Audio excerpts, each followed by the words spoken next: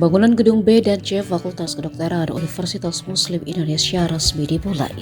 Hal itu ditandai prosesi peletakan batu pertama di area Fakultas Jalan Urip Sumoharjo, Makassar, Sulawesi Selatan, bertepatan dengan momentum 1 Muharram 1448 Hijriah, Selasa 16 Juni.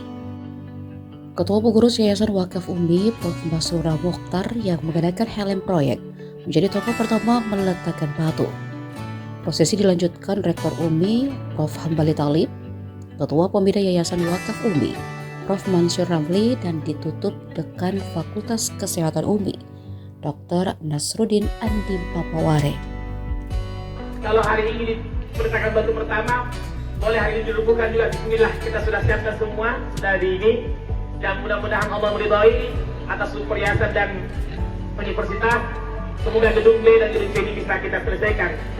Nasruddin Andi Papaware mengatakan peletakan batu pertama menjadi momentum penting karena bertepatan dengan Tahun Baru Islam. Juga sekaligus rangkaian peringatan 34 tahun Fakultas Kedokteran UMI dan 72 tahun Universitas Muslim Indonesia. Kedua gedung yang dirancang dengan 12 lantai tersebut akan melengkapi fasilitas pendidikan Fakultas UMI.